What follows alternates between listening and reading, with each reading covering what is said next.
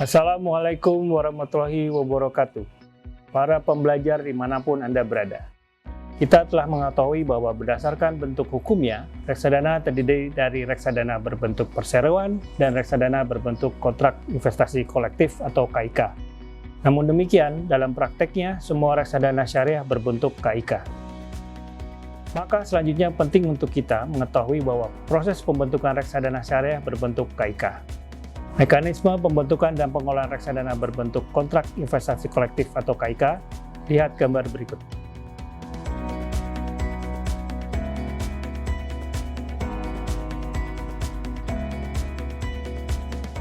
Proses pembentukan dan pengolahan reksadana syariah berbentuk KIK adalah sebagai berikut. Manajer investasi dan bank kustodian membuat perjanjian bersama yang disebut kontrak investasi kolektif. Kontrak tersebut mengatur tugas dan kewajiban masing-masing pihak. Manajer investasi mengajukan pernyataan pendaftaran produk reksadana syariah kepada Otoritas Jasa Keuangan atau OJK untuk mendapatkan pernyataan efektif. Penerbitan reksadana syariah wajib mendapatkan pernyataan keseluruhan syariah atau PKS dari Dewan Pengawas Syariah atau tim ahli syariah. Selain itu, dalam proses pernyataan pendaftaran, manajer investasi wajib menyampaikan dokumen antara lain 1. Kontrak investasi kolektif atau KIK, 2. Prospektus, 3. Rencana pemasaran dan operasional reksadana syariah, dan dokumen terkait lainnya. Selanjutnya, reksadana yang berbentuk KIK ditawarkan kepada investor. Investor berinvestasi di reksadana syariah melalui manajer investasi secara langsung atau melalui agen penjual reksadana atau APER atau gerai investasi. Selanjutnya, investor tersebut akan mendapatkan unit penyertaan atau UP sebagai satuan kepemilikan reksadana syariah. Dana investor dikelola oleh manajer investasi untuk diinvestasikan ke dalam portfolio efek syariah, antara lain berupa saham, sukuk, dan pasar uang syariah.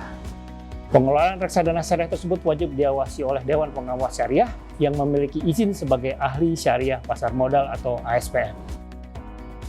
Terdapat beberapa pihak yang terlibat dalam penerbitan dan pengelolaan reksadana syariah. Pertama, manajer investasi.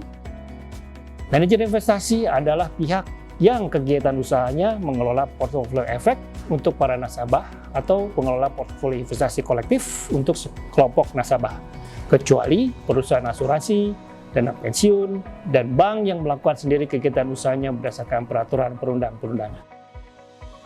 Dalam kegiatan usahanya, manajer investasi memiliki 8 fungsi, yaitu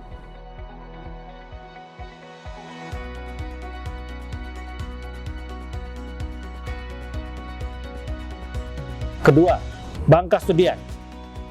Bank kustodian merupakan bank umum yang telah memperoleh persetujuan untuk melakukan penyimpanan dan pengadministrasian kekayaan reksadana. Tugas bank kustodian yaitu melakukan penyelesaian transaksi, menyimpan surat berharga, menghitung NAB, dan menjadi unit registrasi investor. Ketiga, agen penjual reksadana atau APER. Produk reksadana dapat dipasarkan oleh manajer investasi dan pihak lain yang bertindak sebagai agen penjual reksadana atau APER. APER merupakan pihak yang melakukan penjualan efek reksadana berdasarkan kontrak kerjasama dengan manajer investasi pengelola reksadana. Dalam melakukan penjualan efek reksadana, APER memiliki dua cara, yaitu melalui tenaga pemasar langsung atau melalui sistem online. Tenaga pemasar yang terdapat pada APER memiliki izin sebagai wakil agen penjual efek reksadana atau WAPER dari OJK. Sebelum melakukan penjualan efek reksadana, APER melakukan kontrak dengan beberapa manajer investasi yang ingin memperluas jaringan reksadananya. Pihak-pihak lain yang dapat bertindak sebagai APER adalah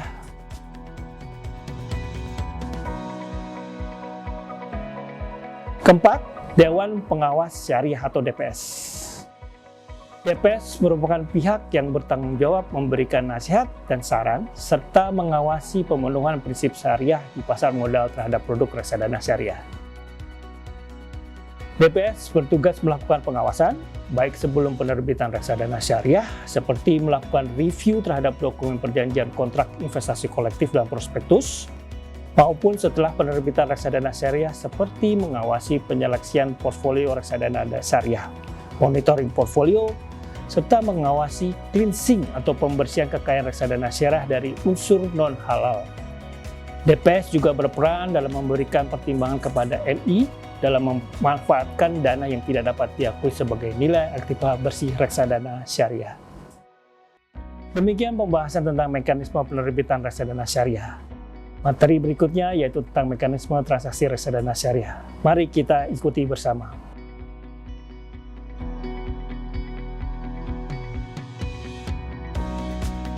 Para pembelajar dimanapun Anda berada. Dalam mekanisme transaksi reksadana syariah, tidak terdapat pasar primer dan pasar sekunder, kecuali untuk reksadana syariah Exchange Traded Fund atau ETF.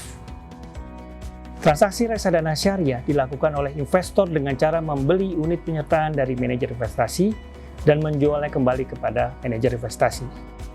Proses tersebut dapat dilakukan secara langsung atau melalui agen penjual.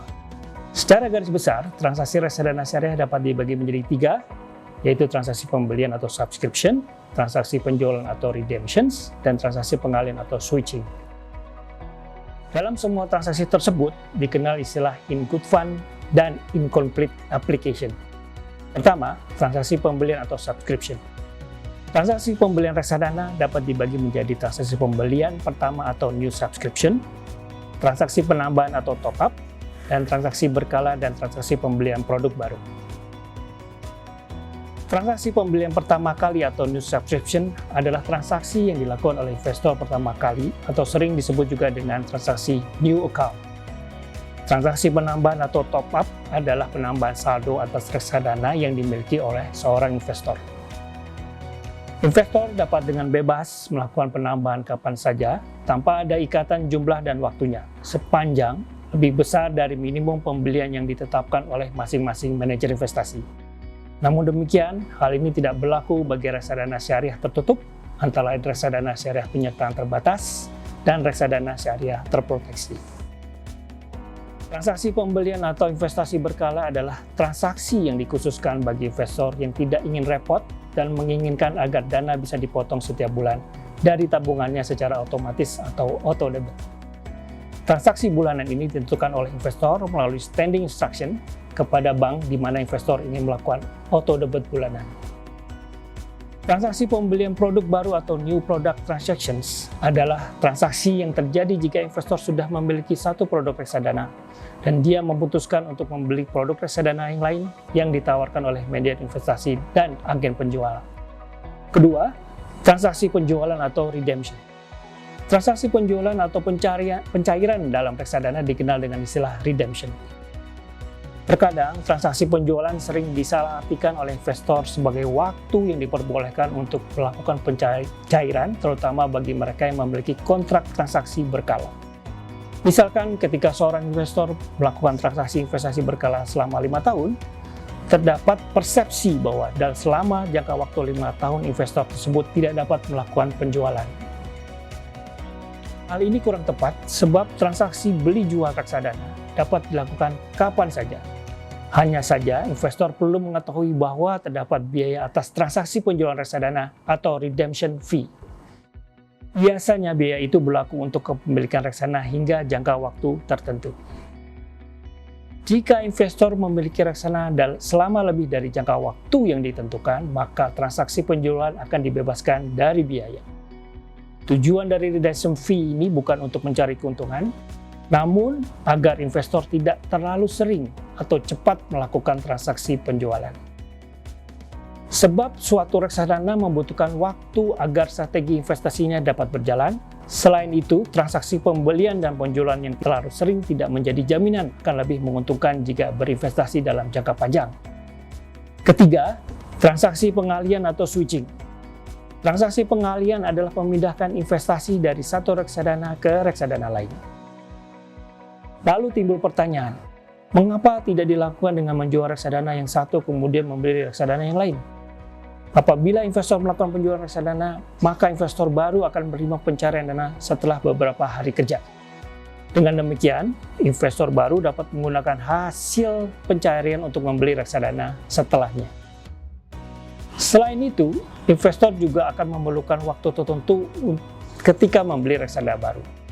jeda waktu beberapa hari ini mungkin saja menyebabkan harga transaksi tidak seperti yang diharapkan.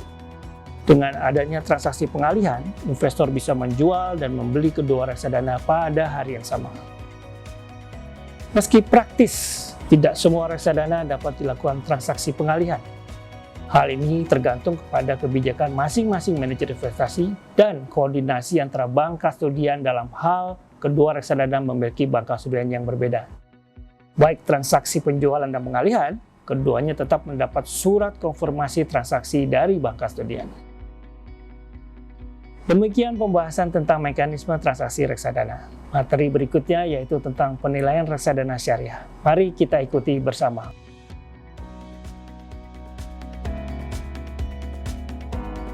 Para pembelajar dimanapun Anda berada. Kinerja investasi pengelolaan portfolio reksadana tercermin dari nilai aktiva bersih atau NAB atau Net Asset Value atau NAV. Baik tidaknya kinerja investasi portfolio yang dikelola oleh manajer investasi dipengaruhi oleh kebijakan dan strategi investasi yang dijalankan oleh manajer investasi yang bersangkutan. NAB reksadana terbuka atau open-ended per unit penyertaan dihitung setiap hari dan diumumkan kepada masyarakat. Dalam perhitungan NAB reksadana telah dimasukkan semua biaya pengelolaan investasi oleh manajer investasi atau investment management fee. Pembebanan biaya bank kustodian, biaya angkutan publik, dan biaya-biaya lainnya selalu diambil dari reksadana setiap hari sehingga NAB yang diumumkan oleh bank kustodian merupakan nilai investasi yang dimiliki investor. Nilai aktiva bersih reksadana pada suatu periode dapat dihitung dengan menggunakan formula sebagai berikut.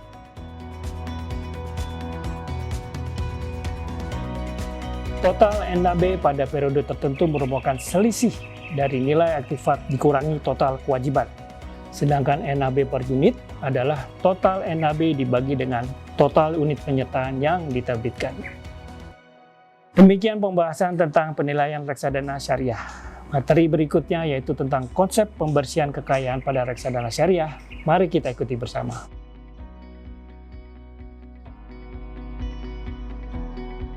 Para pembelajar dimanapun Anda berada. Pembersihan kekayaan reksadana syariah adalah proses pembersihan aset reksadana syariah dari dana yang tidak dapat diakui sebagai nilai aktiva bersih reksadana syariah. Hal ini merupakan salah satu hal yang membedakan antara reksadana syariah dengan reksadana konvensional. Adapun beberapa pendapatan reksadana syariah yang tidak dapat diakui sebagai nilai aktiva bersih reksadana syariah seperti 1. Jasa giro dan bunga atas penempatan kas pada rekening bank kustodian konvensional. 2. Keuntungan penjualan saham yang dikeluar dari daftar efek syariah atau DES yang dijual lebih dari 10 hari kerja sejak efektifnya DES dan pendapatan non-halal lainnya. DSN MUI menerbitkan Fatwa nomor 123 DSN MUI /11/2018 tentang penggunaan dana yang tidak boleh diakui sebagai pendapatan bagi lembaga keuangan syariah, lembaga bisnis syariah, dan lembaga perekonomian syariah yang berisi tentang asal, jenis, dan penggunaan dana yang tidak bisa diakui sebagai pendapatan atau disingkat menjadi dana TBDSP. Berdasarkan fatwa ini, dana TBDSP dapat berasal dari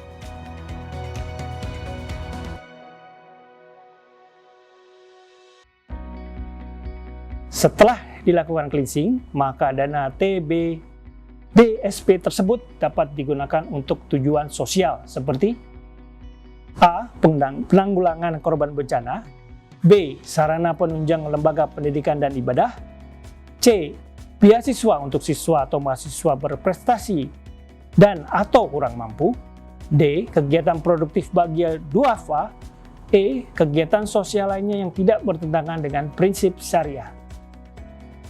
Demikian pembahasan tentang cleansing. Perdalam terus pengetahuan kita bersama tentang pasar modal syariah.